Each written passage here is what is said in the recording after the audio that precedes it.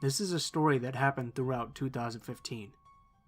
Also, to clarify, I'm a girl. Basically, it started off with my friend telling me to get a grip and go have some fun, so they dragged me to a gathering that was hosted at my university. During this time, I just chatted, ate, looked at my phone, the usual. But soon I noticed this guy staring at me from afar. He was pretty tall. For reference, I'm 5'2", and looked to be in his mid-20s, and honestly wasn't bad looking. After a while, he came over and introduced himself as Alex. Alex was nice, and we spoke about our hobbies. I told him that I practice MMA and spar in my spare time, and that I probably also spent too much time gaming. He told me about his own small business he wanted to start. He was friendly, and at this time, didn't give off any sort of indication that he was a creep. So after the event, we exchanged mobile numbers and parted ways. As I was on the train home, I received a new Facebook ad. I checked my phone and it was Alex. I shrugged and I didn't think much of it and accepted. I mean, I don't have a very common name, so it honestly wouldn't be that hard to find me on Facebook if you typed me in. As soon as I accepted, we started chatting again, and it was basically casual and pretty normal. Soon after, we both called it a night when I arrived home. The next few days I chatted to Alex intermittently, while I kept up with my studies and hobbies. He was always friendly to me and seemed quite interesting. This lasted for about a week. After the initial week, my image of Alex completely changed. He began adding a lot of innuendos to the conversation, to which I brushed off at first because I thought this was just him feeling more comfortable with me. Then, he began to send me messages describing my body and saying things like how he wanted to have sex with me since he first saw me, and how he really wanted me. I declined and told him I had a boyfriend, and that I would be cool with just being friends with him. Alex, of course, didn't give up and sent me photos of himself naked, as well as a lot of porn. He kept asking me if he could do what was depicted in the porn to me, as well as film himself having sex with me. I blocked him then and there on my phone, as well as on Facebook. I told my friends, and they sort of just laughed it off. They're basically always telling me how I'm too friendly until it's too late, hence I keep getting myself into these situations. Things were pretty calm for about 2 weeks, until one morning, I received a notification from Facebook, letting me know that I had a message request. And presto, of course, it was Alex on another account. Except, this time it wasn't porn, and it wasn't an innuendo. It was my full home address. Now to clarify, Alex and I don't have any mutual friends, so there should have been no way for him to find out my address, because none of my friends at university even know me well enough to know where I live. Needless to say, I was pretty freaked out.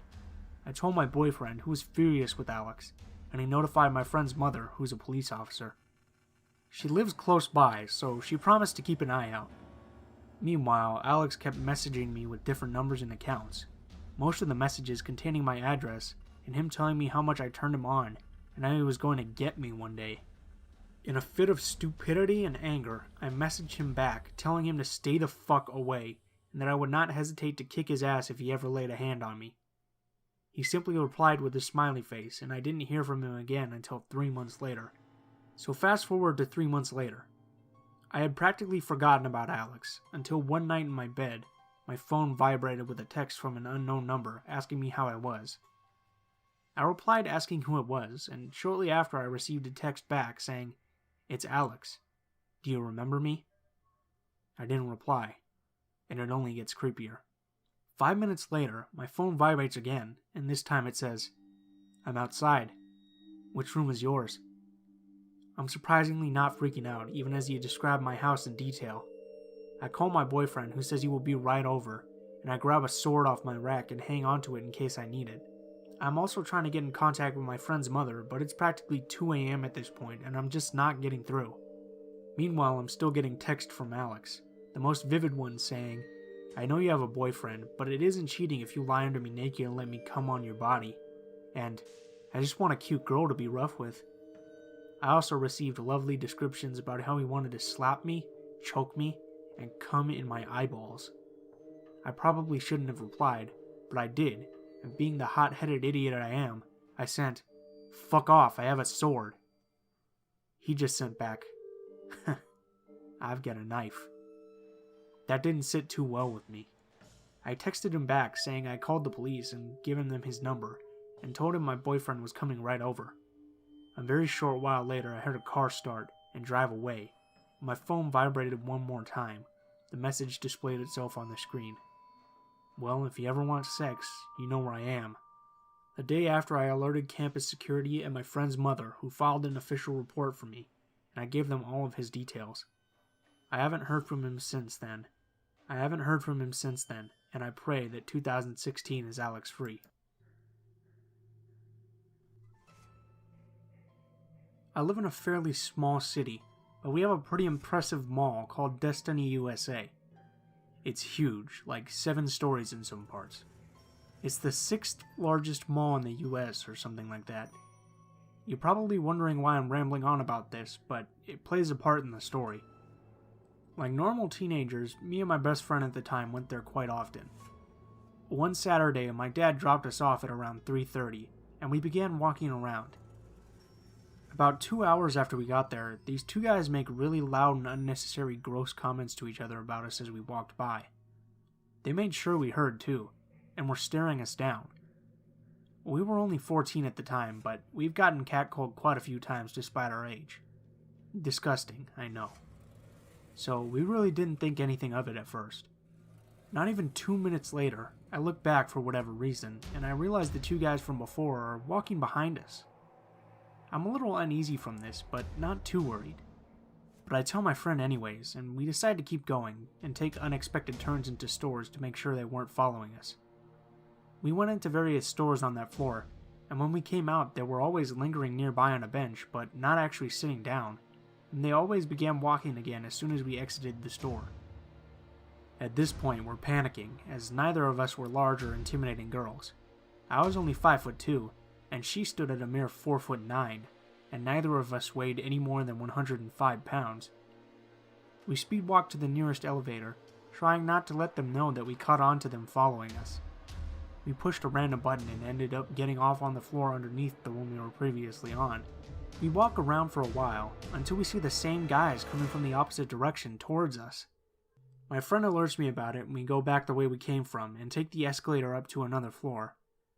We then run over to a section of the mall that was just recently built. After we're a good distance into the new section of the mall, we start peeking over the railing onto the floor below us. It doesn't take long for these 2 fuckers to show up there frantically looking around and trying to figure out where we were. As I mentioned before, our mall is huge. It's super unlikely to see the same person twice, let alone multiple times in a matter of 15 minutes. There's a balcony sort of thing on all the floors that allows you to both look down onto the floors below and above you onto higher floors, which means they could see us pretty much anywhere we decided to go. We try sneaking into a nearby store and out of view of these 2 creeps, all the while praying they don't look up to the floor above them. And just then we hear a loud, "There they are, come on, let's go!" We look back and one of the guys is pointing at us, and they're both looking at us with this angry expression. They start booking it to one of the escalators that lead up to the floor we're currently on. Me and my friend are in full panic mode by now. She's hyperventilating, and I feel like I'm gonna throw up, so we start hauling ass to try and get away from them. We continue running, starting to slow down from exhaustion, but now the 2 dudes are off the escalator and are almost directly adjacent from us. My friend tells me to text my dad and tell him that we were ready to leave, and to get his car from the parking lot and bring it up to the front of the entrance to pick us up. Luckily, my dad usually drops us off, then does shopping of his own while we're walking around. Therefore, if anything happens, he isn't far away, and we can meet up with him easily. So we're fucking tearing ass around this huge building, scared as fuck, trying to text my dad while these 2 intimidating dudes are running after us, gaining speed and getting closer by the minute. Luckily, when we get to the entrance of the mall, we see my dad, and the 2 guys that followed us reluctantly back off. I'm very thankful for my dad, since the security guards at the mall were basically useless, and no bystanders asked us what we were running/hiding from. It may not seem too scary, but it was terrifying given we were only 14. It's been about a year since this happened, but this and a few other scary encounters are what caused me to buy a taser, mace, and a hunting knife. I still don't know how they were able to find us so fast given how big the mall is.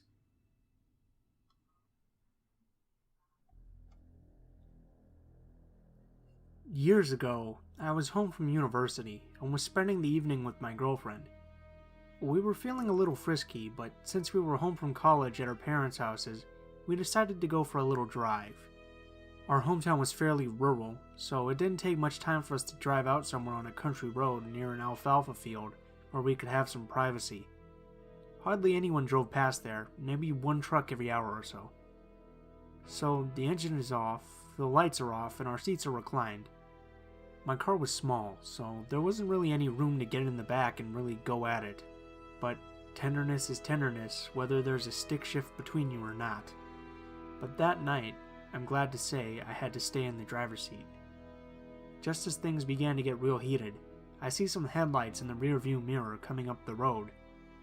That's not a big deal, so I toned down the action a bit, waiting for it to pass.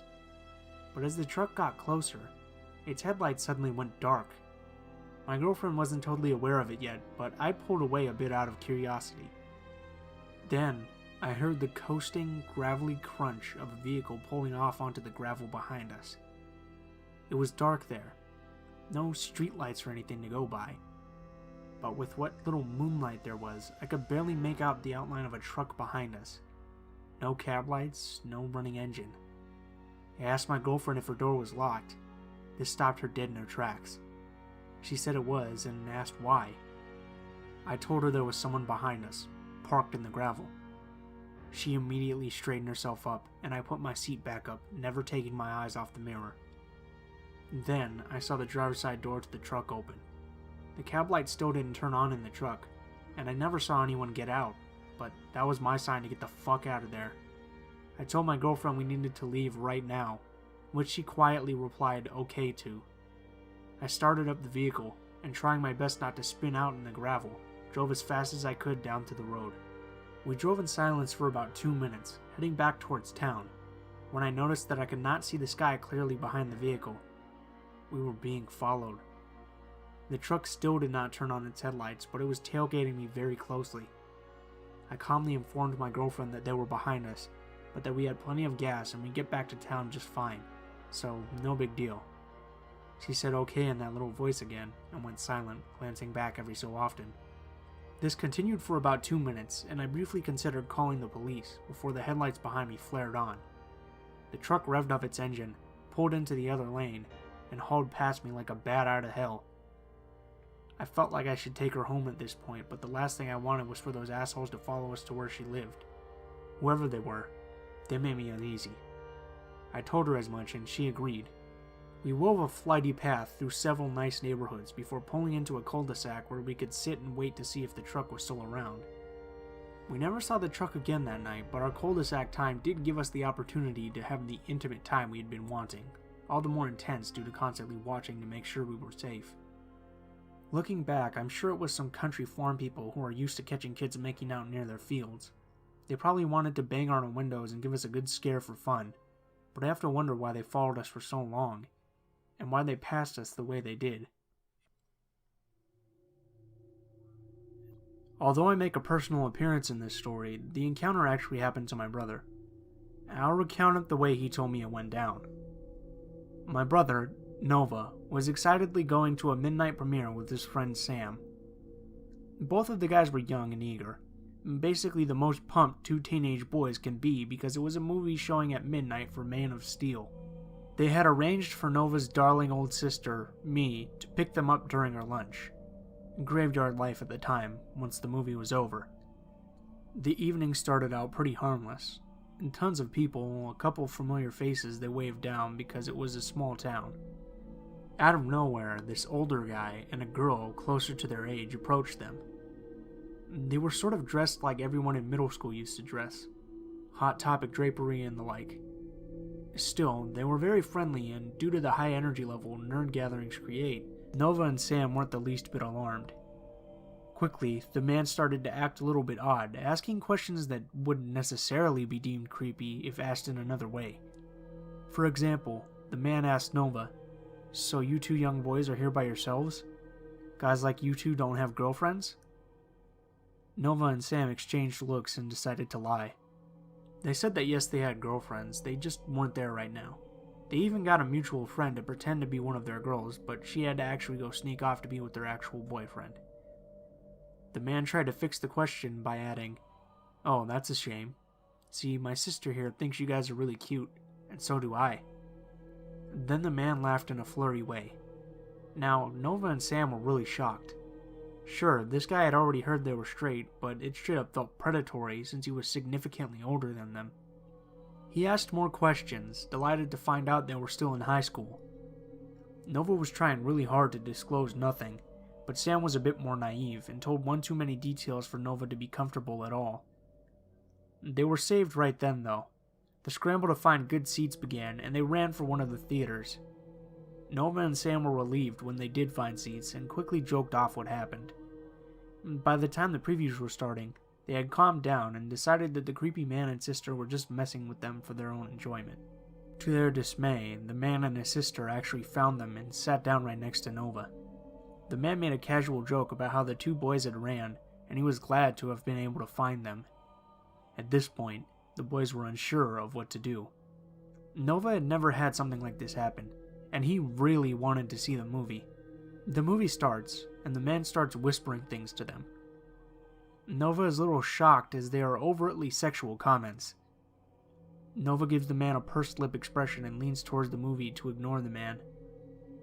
He then decides to tap Nova on the leg and says he wants to show Nova and Sam something, trying not to disturb everyone else, and to stop this insistent man. The boys look.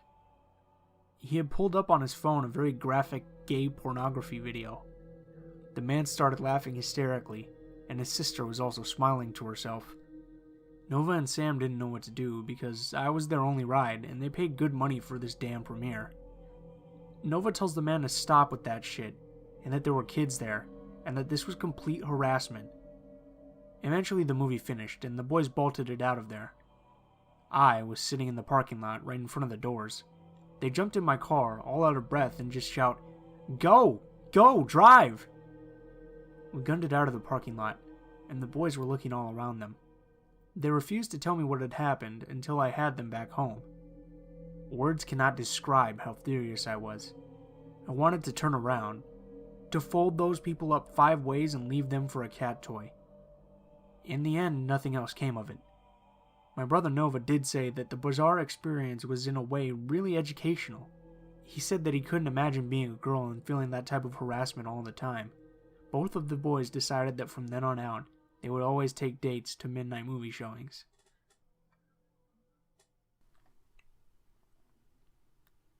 Hey there guys, it's Blue Spooky.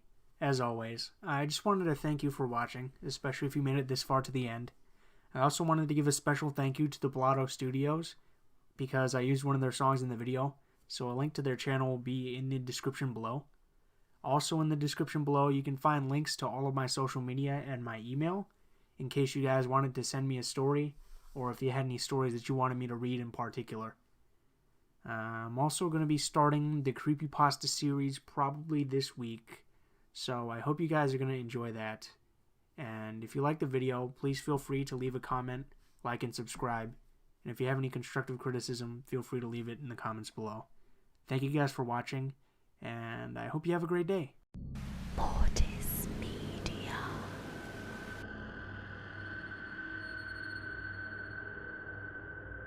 Good evening all, and welcome.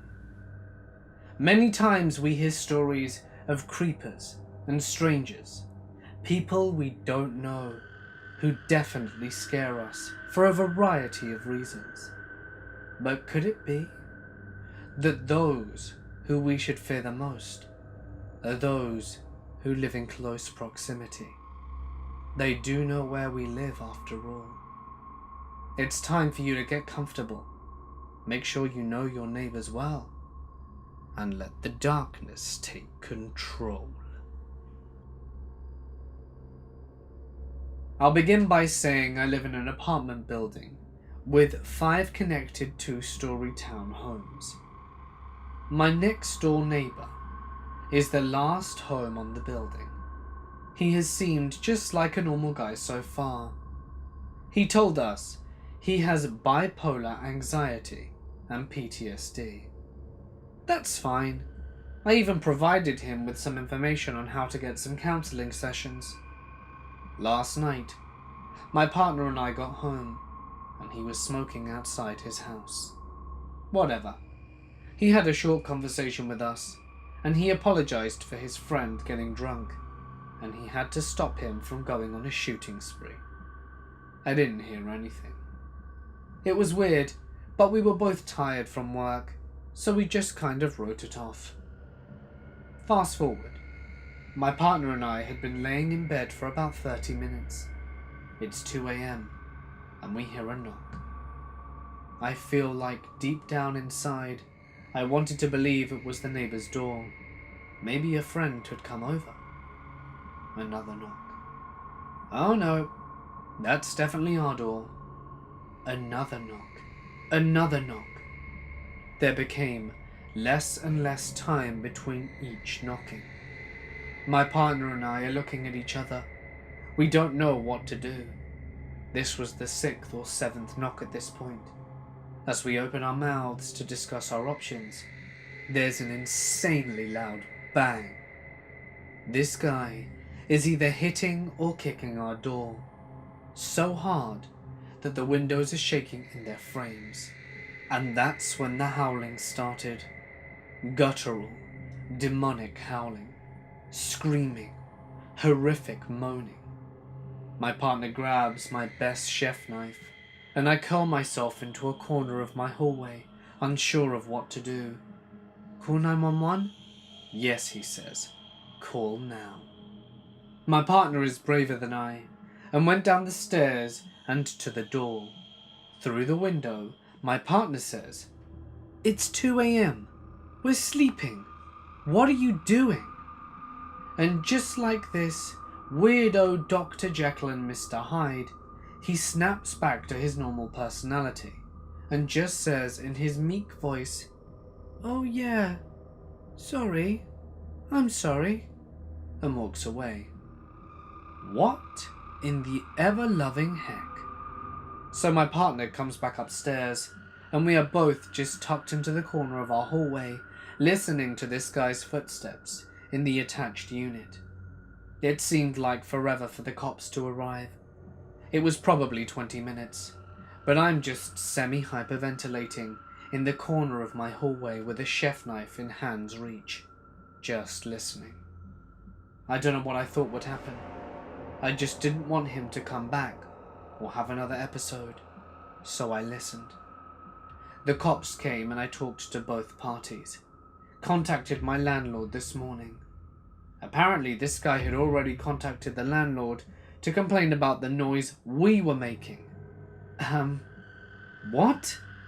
So even though he's still my neighbor for the time being, I hope not to meet him again. I am a female living in New England. To add another detail, this took place in a decent neighborhood. We weren't white trash or anything. Anyway, here it goes. Several years ago, the day before my 10th birthday, I was arriving home with my mother and little brother from a soccer game that my brother had. We were arriving at our own house when my brother noticed a yard sale next door. This house was run down. Apparently, some police activity went on before I was born, but that was over now, right? So a man walks up to us, and he introduces himself. We'll call him Ray. Ray was renting from the woman next door. Basically, this woman had a house with 4 rooms. 1 for her, 1 for her disabled son, and 2 for whoever paid money to live there for any amount of months. Ray seemed nice. He played a bit of soccer on the sidewalk with my brother and spoke nicely to my mother. He looked a bit trashy, but I didn't care. I just wanted to go inside my house and play Minecraft. So I left, not thinking much about the ordeal. This was in October. In late January, a few months later, I was barely awake when my dad picked me up out of my bed and carried me into the master bedroom, where my mum and brother were. The master bedroom is the furthest room away from the place where Ray was. I didn't like being disturbed, so I ran back to my own bedroom. My dad yelled, saying that there were police next door and I should go back into the other room. I did as I was told. I was so scared. Apparently, Ray's ex had gone over to the house to pick up some of her things. She brought her new boyfriend along, and Ray started stabbing the boyfriend, and police were called. Guns and all. I thought it was a one-time occurrence. I thought I'd be safe after that. It was March now. My mum picked me up from school as usual. My brother was staying after school for guitar lessons. She'd get him later. I threw my backpack in the trunk and asked why there were so many suitcases in the back. She cheerfully explained that we were staying at a hotel. We drove around town, and she finally said my dad would take me back home, that we wouldn't be staying at a hotel. I came home with Dad. I noticed there was police tape on our lawn. My dad said they'd found drugs in Ray's house. That comment really didn't settle in until later. The full story was, Ray was doing PCP on his own front steps. Someone noticed and called the police. Police came, half chased Ray into the next town over, and half investigated the house. An officer picked up the package with drugs and immediately begins to have a bad reaction. Hazmat was called, and they find a drug lab. Thinking it's a meth lab, the police advise my mother to evacuate, which she does. Turns out it wasn't meth, so we could come back. But he was manufacturing this other stuff. My mum arrives home with my brother a few hours after I did, and that's when reality sets in. I had an anxiety attack. I couldn't eat, and sat behind our couch, using it as a makeshift bunker. I didn't sleep that night. A bit later, Ray, newly released from jail, does more illegal things. But the evidence room was tampered with, so he couldn't be convicted. Meanwhile, my family has brought a new house, a large dog, security cameras, and plenty of weapons. My brother and I already attended therapy, but now our sessions happened more frequently. We were moving in 2 months. Meanwhile, Ray would watch us from his back porch, just sitting there. My dad confronted him once, and Ray started shouting death threats. The day we moved, Ray let his pit bull loose. It was in the evening, and he didn't know we had already left. He just knew it'll be around the time we were generally walking our dog. Finally, 1 month later, the big one hit. Ray strolled into a local food store, high on that stuff he was making. He picked up a small child and tried to run. When the parents noticed, Ray dropped the child and tried to hide, but the police found him. He was fully released from jail a month later because the cells were too full. No transfers, nothing. It was like he was acquitted, although I'm not sure what of the outcome of the whole ordeal. If he was capable of kidnapping, would he have done that to me? What about my brother? Ray, I hope you overdose. I gave you a chance, and you gave me and my brother childhood trauma. In the spring of 2007, I was a man living alone in an apartment complex on the bottom floor of a 2-story building. I'd been living there for 2 years, with no incidents worth mentioning, when a couple of guys in their 20s moved into an apartment upstairs. Occasionally there would be loud arguments going on in their unit, but nothing I paid much attention to at first. One night, I was up late at around 10:30.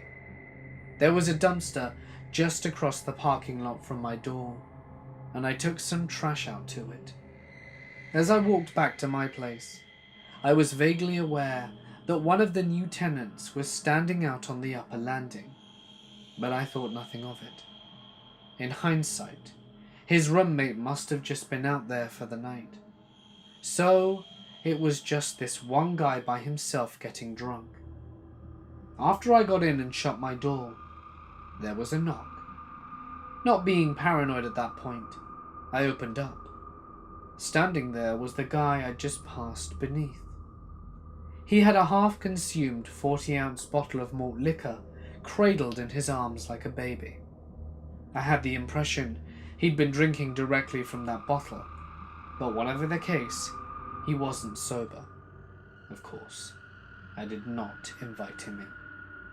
He introduced himself and started chatting away as if he'd been just a friendly new neighbor stopping by in the middle of the day to get acquainted. As he talked, he was stroking his bottle, like it was a cat or something, giggling like girls do.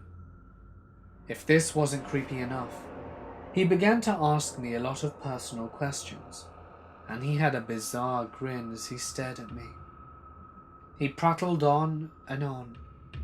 I became more and more convinced that he was hitting on me, but I was afraid to be rude to him, because he was a big guy and I wasn't. When he stopped babbling to catch his breath, I told him as politely as I could that it was nice to meet him, but getting late, and I needed to sleep. And still, he kept jabbering away, so I kind of smiled and waved goodnight, then shut my door on him mid-sentence. I heard him pound on my door once more and say, "Arsehole." Then I heard him stomp back up the steps, which were right next to my door. I was about to find out that once he got angry, he stayed angry for a long time. By now, it was close to 11 p.m, but I was too nervous to sleep. All was quiet for about 5 minutes, when suddenly I heard a very loud bang on my front window. I pulled apart the vertical blinds, and he was standing out there pointing at me, with the scariest look of rage in his crazy eyes. He made a weird gesture that I couldn't interpret, and I immediately backed away from the window, letting the blinds fall back into place, half expecting him to break the glass. He shouted something in a drunken slur that I couldn't make out, but there was no other noise until I heard him run back up the stairs again. At this point, I thought it might be time to call the cops before he came back down. Now, the police dispatchers in this city had earned a bad reputation. They would keep asking questions about any situation until they found an excuse not to send anyone. That was my experience. A female answered my call and asked if my neighbor was specifically at the door or the window. Right at this very moment, I peeked out and saw that he wasn't, but I tried to explain the circumstances. She told me there was nothing she could do at this point, but that if I later have a life-threatening emergency, I should call 911. I thanked her for being so very, very helpful and ended the call. I didn't bother with police after that. A few moments later, I heard the first of many thuds outside. It sounded like someone had landed at the bottom part of my door, as if thrown from the stairway above. I couldn't see what it was through my peephole, and was now too terrified to even open the door and find out. I stood around my living room, wide awake into the night. Every once in a while, I heard some thuds, several splats, and then the shattering of what I correctly assumed was his now empty booze bottle, all just outside my door. After what seemed like forever, it finally stopped, and I got 2 or 3 hours of sleep until morning. When I got up, I opened my door to look around. Aside from all the broken glass from the large bottle, it looked like the weirdo had emptied out his entire refrigerator and garbage bin just to throw stuff at my apartment. I got a broom and cleaned up what I could, but there was a blob of goo made of some kind of flour and broken eggs that had landed on top of it. The stuff had hardened into a glue-like mass that I couldn't scrape up. Anyhow, I thought for now I would leave it there, just to show people what this nutjob had done. As soon as I could, I went to the property office to complain. The manager sympathized with me because the weirdo had given her a bad time too. He'd been coming to the office yelling and cussing at her, refusing to pay rent, and even threatening her. She hated him and wanted him gone. She had me write up a testimony of what happened to help her in her case against him. I should mention that this happened in California, and there are laws that require a lot of legal red tape before anyone can get evicted. Even with the most unruly, deadbeat tenants, the process can take months. I spent the following night sleeping at my parents' place. A friend stayed with me in my own apartment the night after that, but we had no trouble from the lunatic upstairs. The next day, another neighbor asked me about the hideous lump of goo that was still in front of my door. I explained everything, and he told me to pour boiling water on it so that I could clean it up. I took his advice, and it worked. In the meantime, the crazy guy's roommate was back, and they frequently fought. One time, I heard the roommate say he was getting out of there, and the crazy one threw a potted plant at him as he went down the stairway. Another time, I saw them in the parking lot fighting over their pet chihuahua. The weirdo punches the other guy and storms upstairs with the dog under his arm.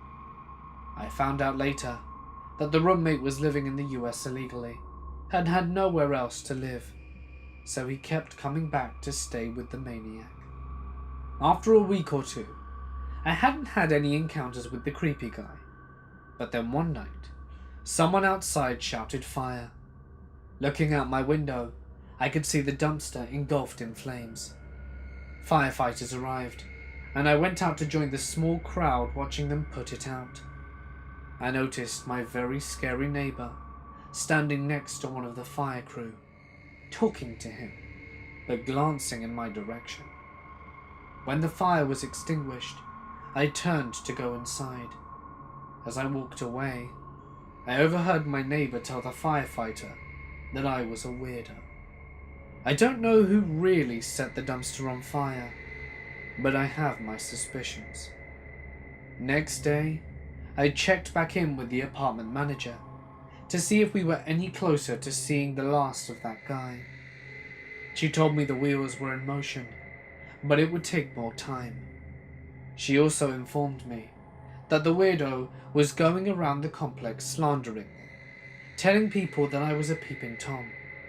She scoffed. She knew he was full of shit.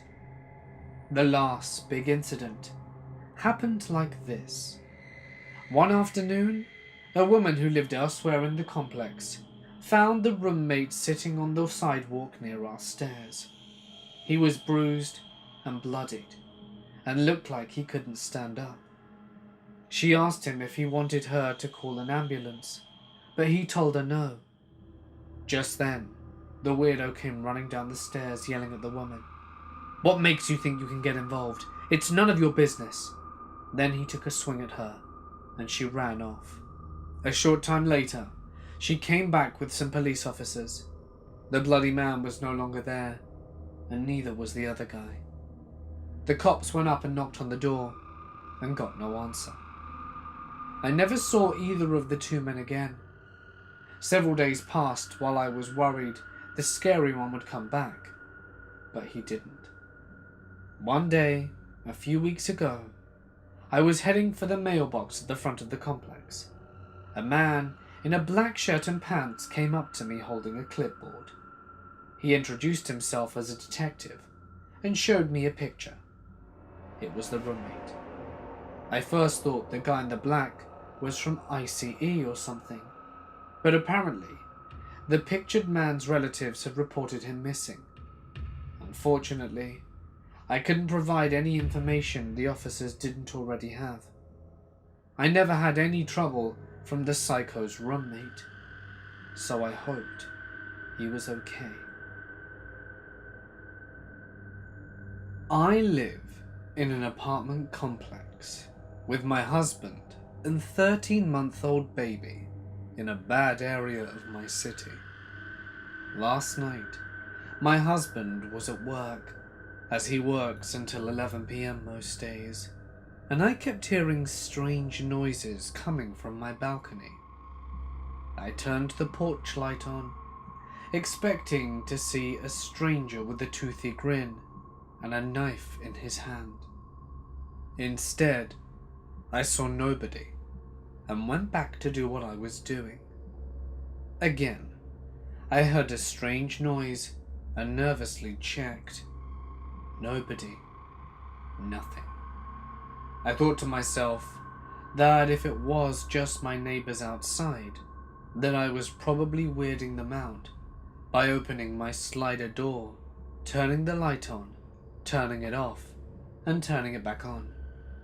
So I came back inside and shoved some headphones into my ear holes so that I would stop frightening myself. This worked beautifully, and I forgot all about the noises I heard. Typically at around 9:30 or so, I take a hot and relaxing bath to prepare my mind for slumber. I got caught up on something on the interwebs though, and I ended up not getting up from my kitchen right before 10 p.m. Around the time I arose to bathe, I heard a pounding outside my apartment door. I glanced out my apartment's peephole and saw no one. I can only see one other apartment, as there are 4 on my floor out of the peephole. And since I am nosy, I decided to wait until maybe I could see this person. They were really pounding on the door quite hard, and it was shaking the apartment door. After probably 8 minutes or so, the pounding stopped. I waited. Still no one. The neighbors hadn't answered their door yet either, as you can hear everything through these doors. The silence continued for maybe 5 more minutes, and a couple of minutes after I walked away, it started again. This time, though, it sounded like it was on my own door. Now, I'm a very anxious person, and I do not like being alone in my apartment at night, and refuse to open the door if I don't absolutely have to at night. So I cautiously looked through my peephole and saw absolutely nothing. This terrified me. I messaged my husband, and he told me to call our building's security. The pounding got louder and louder, and then it stopped for several minutes, and then abruptly continued. This went on for some time. I stared out my door's peephole, wondering what the hell was going on, as I tried to rationalize what was happening. Maybe someone actually is knocking on the neighbor's door, and it just sounds like they're knocking on mine. Maybe someone's locked outside and is pounding on that door. Then my thoughts were disrupted as someone began to scratch at my door. My apartment door is metal, so I could distinctly hear the sound of a person's nails running across it. I glanced out the peephole, terrified as to what creepy creature I might discover. Again, no human in sight. I then decided that I should go to my closet in my bedroom and call security, away from the front door and far enough away from my baby's bedroom so that she couldn't hear me. But right as I'm about to walk away, I saw something through the peephole that made me audibly gasp. I saw a man slowly stand up. I had never seen him before. I couldn't see him prior to his standing, because the peephole doesn't see that far down. I'm pretty sure that he was crouching down and waiting for me to open my door to see what the hell was happening, and then do who knows what. So I'm glad that I didn't open my door. First off, the man looked pretty normal. If I saw him and he wasn't standing up, crouching near my door, I wouldn't have taken a second glance at him. I couldn't really tell his height or eye color. The peephole kind of distorts everything. He was white and had brown hair. His facial expression was very calm, but it seemed like the kind of calm that you witness when someone is about to lose their mind. I don't know. It's hard to explain. Just so that you're aware, by the way, my apartment is directly in front of the stairs and the locked door that leads outside, as people have to buzz their apartment of choice to get in without keys. So I have a very clear view of the main front door and the apartment to my left. I cannot see the other two apartments on my right and the stairs leading to the third and final floor. Anyway, after the man got up, he went down the stairs, but he did not exit the building. He turned around the corner, probably to attempt to creep out some other folks, although I heard no more additional pounding. So maybe he lives down there, or was staying someone who lives down there. I shakily called the police after he left. They came into my apartment and filed a report. They didn't really seem to care much though. I'm sure they get a ton of calls from people in my crappy neighborhood. At least I made a report though, right? It was very difficult for me to sleep that night. I sleep with my back to the open window and wear earplugs. I know it's weird. They were a necessity when I was a teenager and had a drunk father come home at 2 a.m. when I needed to wake up for 6 a.m. for school. So now I can't sleep without them. And I kept imagining someone somehow breaking through the window and slicing my throat, and my husband wouldn't hear me because he was in the living room with a handset playing Destiny. Nothing out of the ordinary happened that night though. Last night, I was afraid that I would hear it again, and as I was about to get into the bathtub, I did hear knocking. It startled me at first, but then I heard one of my neighbors yelling in Spanish. I couldn't understand him, but I'm pretty sure the poor guy got locked out by his young daughter. So I guess this ends up being rather boring, which is good. My husband immediately brought a dowel to stick in our slider, and we also brought one of those really overpriced sticks that you put under your doorknob for extra protection. And here is my number one question. Besides what the hell this weirdo was doing crouching and knocking, why didn't any of my neighbors hear him? It wasn't even 10 o'clock at the time. That incident seriously unnerved me, but it didn't end there. So about 1.5 weeks ago, I snatched up my baby and we had plans to go to the store to buy a couple of things. When I got outside of my apartment building, there was a woman crying almost directly in front of it. I gave her a look of sympathy to sort of say, "I hope you're alright," without prying into her business. Then I noticed the man who was standing next to her and holding her shoulder. I probably gave him the strangest look, but I was 99.7% sure that it was the man who had been knocking and scratching at my door a week or so earlier. The woman he was holding was my neighbor who lives directly beneath me, apartment number 4. There are a lot of people that visit and possibly live in that apartment, and I reckon I hadn't seen him before, or maybe he was her new boyfriend or something. Anyway, I found the man. I was certain of it. He looked fairly normal too. I walked to my car, and as soon as I noticed the police cars in the parking lot, there were about 7 or 8 of them scattered around. I wondered what the hell had happened. I really wanted to stick around and watch this shit show unfold, but I didn't know if this is true for every neighborhood. Growing up in the hood, if any sort of fire truck, ambulance, or police cars were going to be seen at houses or a house, the entire neighborhood would walk down the block to stand around and gawk. I understand this behavior, but it annoys me an unbelievable amount, so I drove away. When I returned about an hour and a half later, the police were still there. I assumed the whole thing was about a break-in, or maybe the neighbor had a lot of pot in their apartment or something. Eventually, I just forgot about it. So I go on living and hope that I don't see this man at my door or near my apartment or outside. And I don't. Life is good. And then last week Monday, the 6th. The only reason that I remember the date is because this was the first time that I took my younger sister to donate plasma, and I had set up the appointment. I brought my sister and niece back to my apartment to hang out for a bit. As I was going up my stairs, I immediately noticed a truly awful smell that made me instantly gag. Now, I have a very strong stomach. I don't usually gag over smells.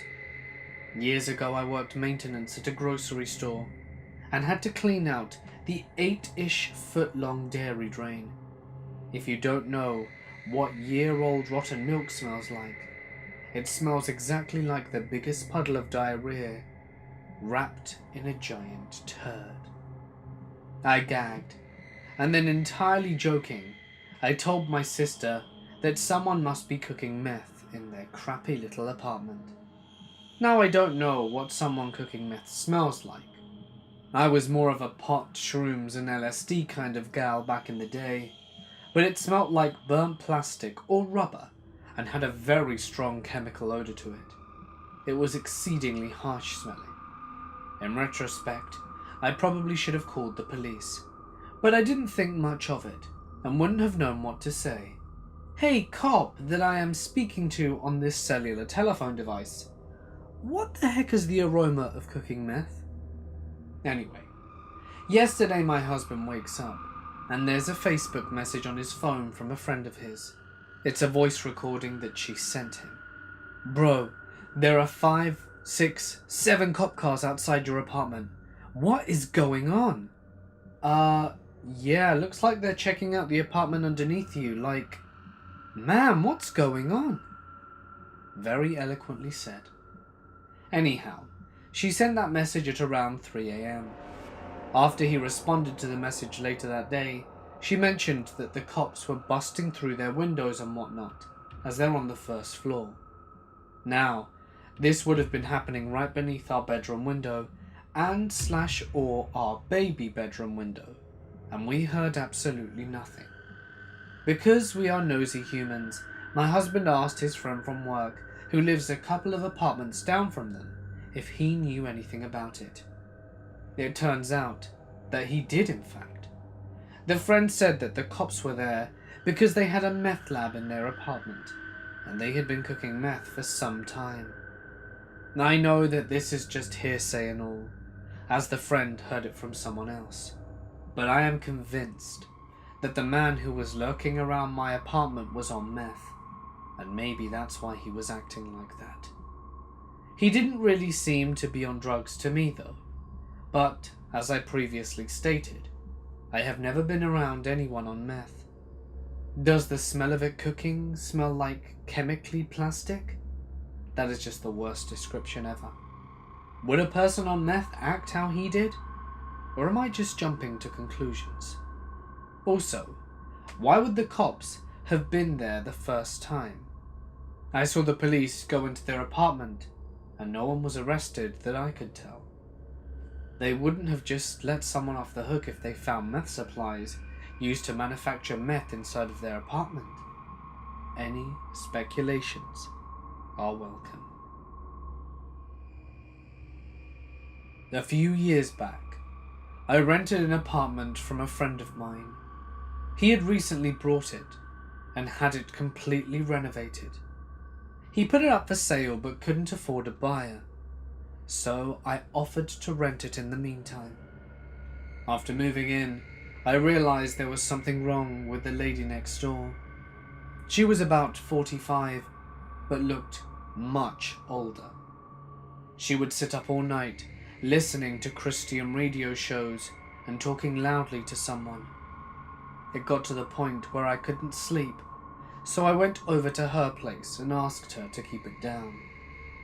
She opened the door, and I got a quick peek.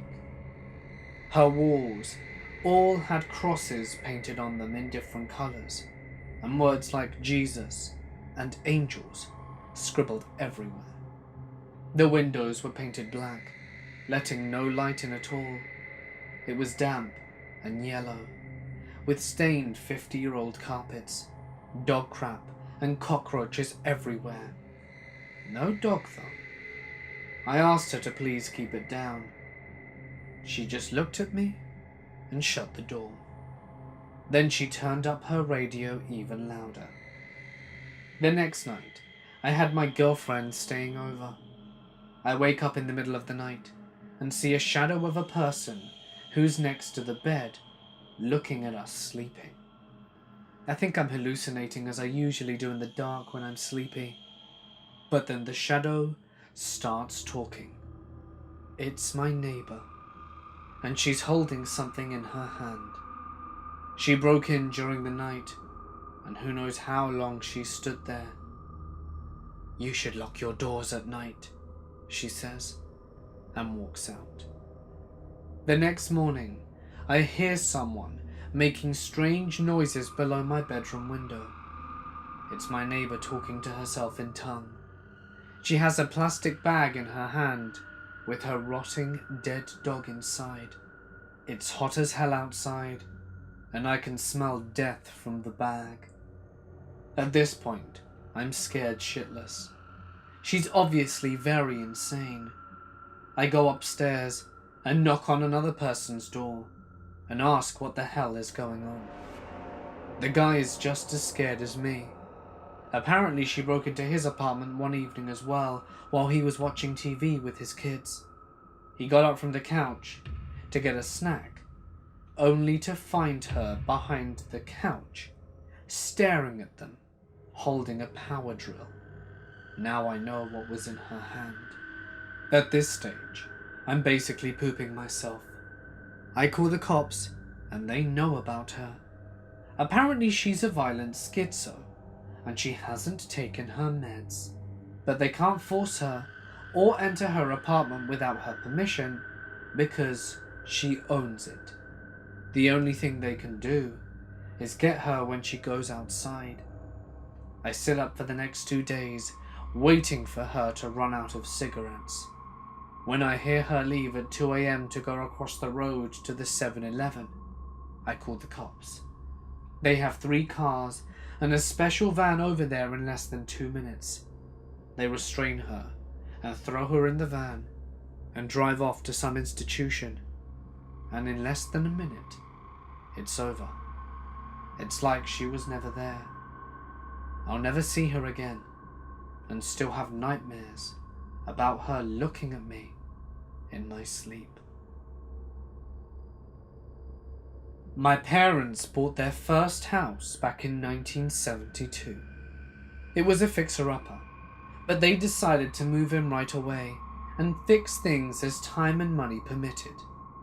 Within a few days of moving in, the new neighbours came over to introduce themselves. They also let my parents know that the previous owners had moved out after a nasty divorce. They had lost their second baby from SIDS, and their relationship went downhill from there. My parents were horrified, more so because they were newly pregnant and couldn't imagine going through such a thing. They eventually pretty much forgot about it, and life went on. They were in love with their new life and their new home.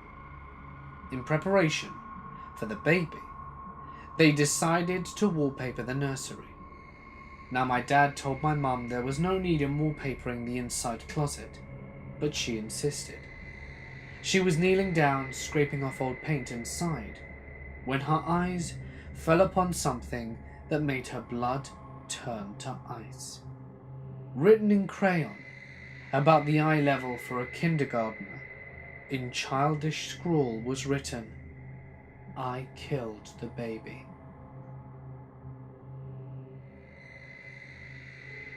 We moved a lot when I was a kid, but throughout high school, I always used the same bus stop. It was about a half block away, where our quiet suburban street intersected with a slightly busier one. I was often there alone early in the morning.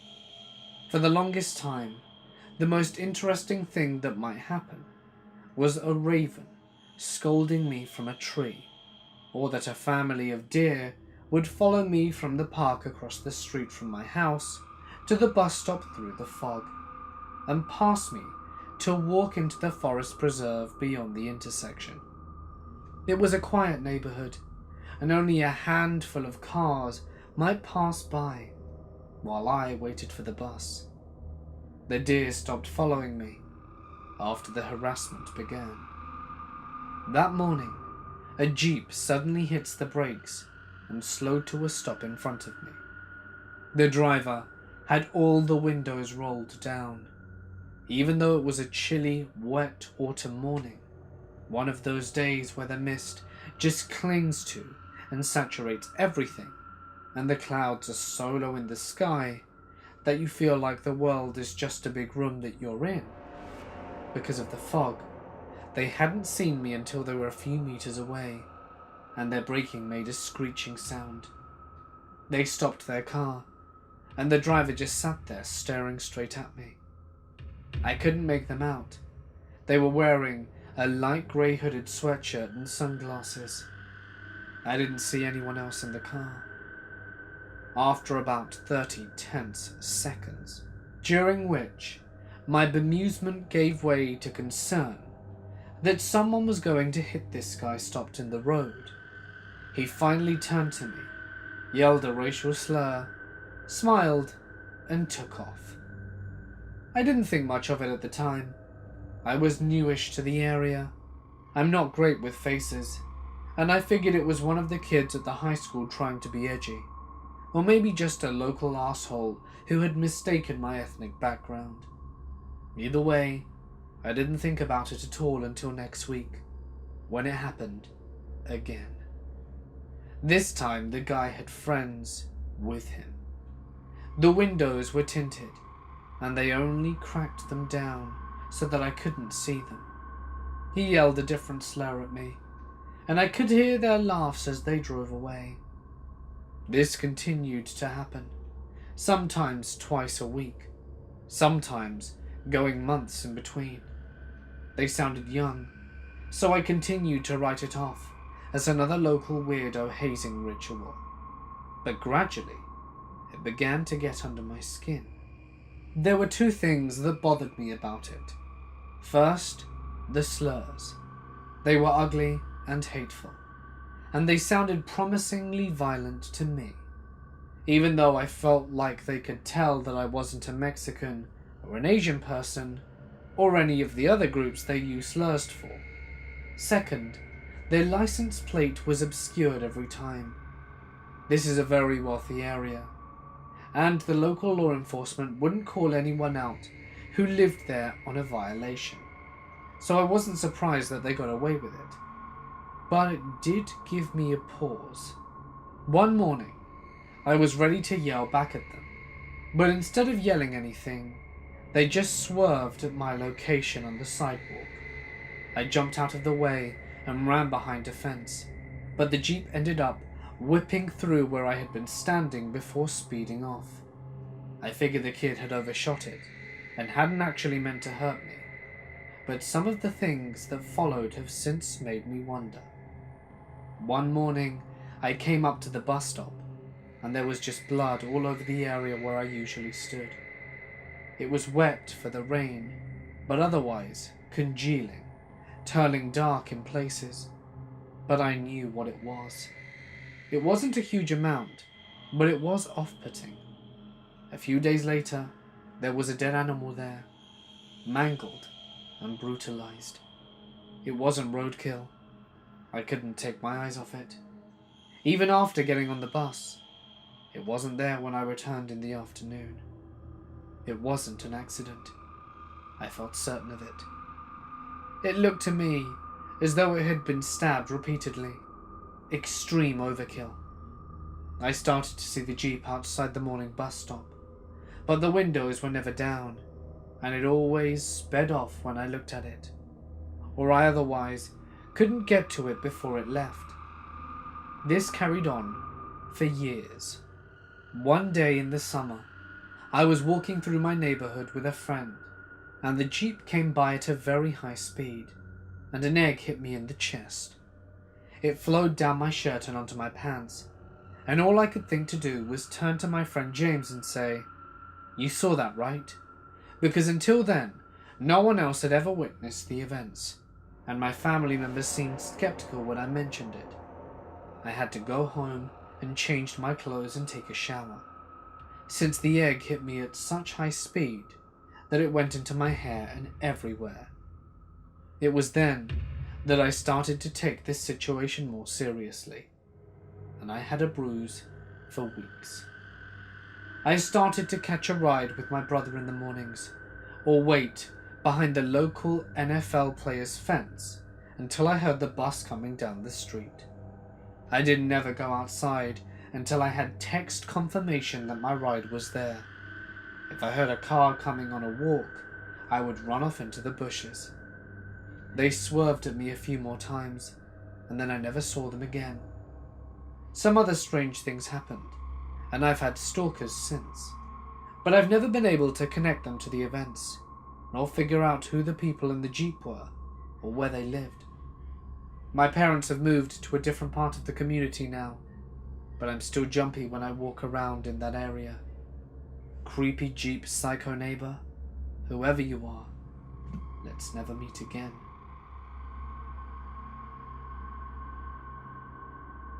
When I was about 12, my mother and father owned a tow trucking company. This particular day, they went to our neighboring state, so I had a few friends over, and we were there alone. They probably came over at around 12 p.m. We were doing the normal preteen stuff, watching movies, eating junk food. It was winter, so it started to get dark pretty quickly. We were expecting my mother and father to be home any time between 6 and 7. A little before my mum and dad were supposed to be home, there's a knock on my door. The way my house was set up, the front door was right next to my living room couch, where all of us were hanging out. Anywho, my mum is known for kind of being stuck in the 80s, and she always wore a leather jacket. One of my friends, Tina, looks through the window of the door and says, "It's your mum. I can see her jacket." I jump up immediately and look through my window. It's pretty dark at the time, and I don't see my father's tow truck. I run to the front door screaming to Tina, "Don't answer the door, it isn't my mum." But it was too late. She opens the door, and here comes this 6-foot, 250-pound man with a black stocking over his face, running through my door. All my friends ran out of my living room to the kitchen, where the back door is located, and ran away. Me, on the other hand, I obviously learnt that my fight, flight, or freeze response is to freeze. This man grabs a hold of me, picks me up into the air, and I am so scared. I actually peed my pants. I don't remember what happened, but I managed to escape his grip and run out of my back door and down the block to a neighbor's house. We called the cops, and within a couple of minutes there are 6 cop cars, 3 on each end of the block. And we come to find out it was my own grown-ass neighbor. He was allegedly trying to play a trick on us, a bunch of little girls. He was always a creep. To this day, as I'm 26 now, whenever there's a knock on my door, I literally creep around my house so that people can't see or hear me, and I hide until they're gone. So, arsehole neighbor, let's never meet again, or I will punch you where it hurts.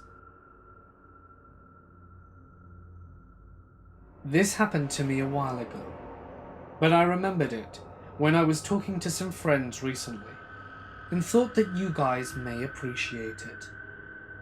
I attended a small liberal arts university between a desert and some mountains in the southwestern United States. After a couple of years, I opted to move off campus with my boyfriend, and we found the cheapest housing imaginable in a tiny town across the wash and up against the mountains. Very few people lived there, and except for us, all of them belonged to two minority groups that hated each other, some of which were involved in active gang warfare that I suspected was related to the drug trade in a nearby city, a very large and depressed one for that area. We lived in a small gated complex with a sad pool and 6 studio apartments, and things in the area were just kind of strewn about. There was no landscaping on any of the properties, just desert sand everywhere. Chickens and dogs roamed free, and you could hear gunshots nearby sometimes.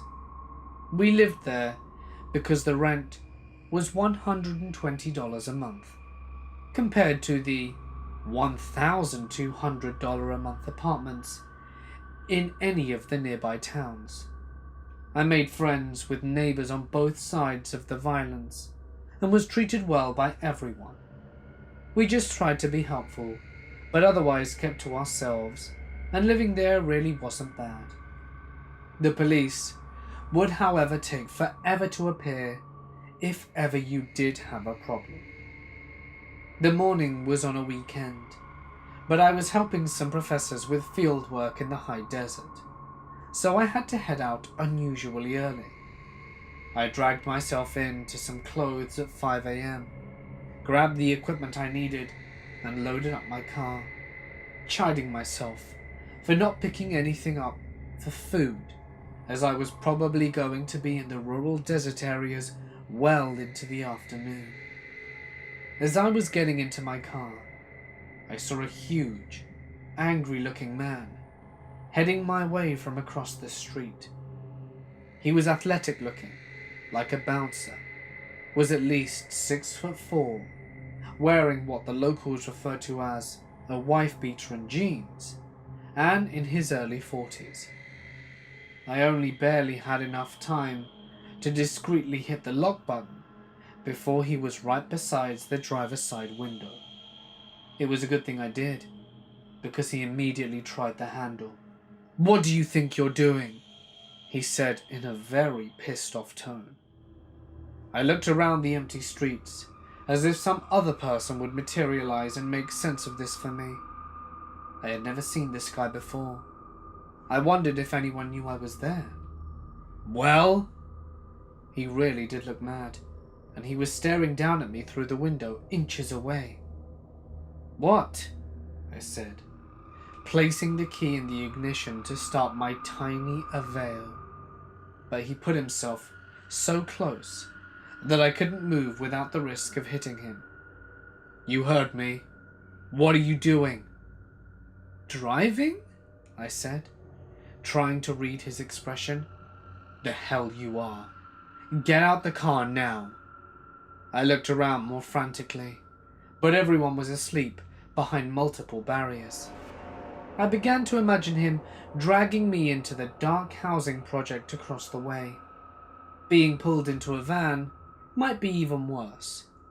I wasn't sure what to say, so I just stared at him, hoping he didn't notice my right hand behind me, fumbling for my phone. I said, "Get your ass out the car. Get out the car." At this point, he starts pounding his fist on the glass of my window. Not hard enough to break it, but threateningly. I honk the horn once, but it's puny and quiet, and no one appears. Thanks, Chevrolet. I finally muster enough confidence to say, "What's the problem here?" and sound reasonably incredulous. My thoughts are racing. No one would think twice about a broken window. It would take hours for my boyfriend to notice my car is still here. I left my knife inside, and I gave my pepper spray to a friend. I don't have anything to really defend myself with. If you don't get out this car this instant, I'm gonna drag your ass out of it. He's still yelling. I feel trapped and frantic for a moment before he continued. And get your parents out here, and they'll give you a whooping you ain't ever seen. A wave of hope crashed over me, and I was momentarily suspended between fear and relief. What? How old are you anyway? Carefully, in full view of him, I pulled out my wallet and withdrew my license, placing it against the glass so that he could read it, and leaning around it so that I could see him, and so that he could see that it was my face on it. He stared at it for a moment, and then broke into a wide, sheepish smile, and began to back away. "Oh my God, I'm so sorry, miss." "I'm sorry. I thought you were like 14. I thought you were taking your parents' car for a drive." And I was like, "That kid can't drive. No way that kid can drive. You look very young. I'm sorry." He headed back across the street, then, as an afterthought, said, "That hat makes you look very young. Have a nice day." I tried to smile and wave good-naturedly. I realized the guy felt bad, and instead of a violent, rapey gangster, was most likely a thoughtful, concerned citizen. He actually looked a lot nicer now, as he continued to wave awkwardly. I caught my breath, put my Aveo in gear, and got out of there. I decided I would stop somewhere to pick up breakfast, after all. Hey guys, it's Mort here, and thank you so much for listening. You know, I really liked the turnaround in that last story. It just goes to show that sometimes situations can be misinterpreted. I actually laughed right towards the end because it was quite funny. I cut it out though, obviously. But yeah, I thought it was a really good story. I really liked tonight's stories. Please let me know what you thought down in the comments below. Sadly, we did not hit the 1,000 comments like I would have liked. Maybe we can do it today? That would be pretty awesome. I'm probably going to stop asking tomorrow if we don't make it. But thank you. If you liked the video, do drop a like, leave a comment with your thoughts, and if you're new here, it would mean a lot to me if you would subscribe. I do post new content for you to binge on every night, so be sure to hit the little bell icon to be up to date every time I post.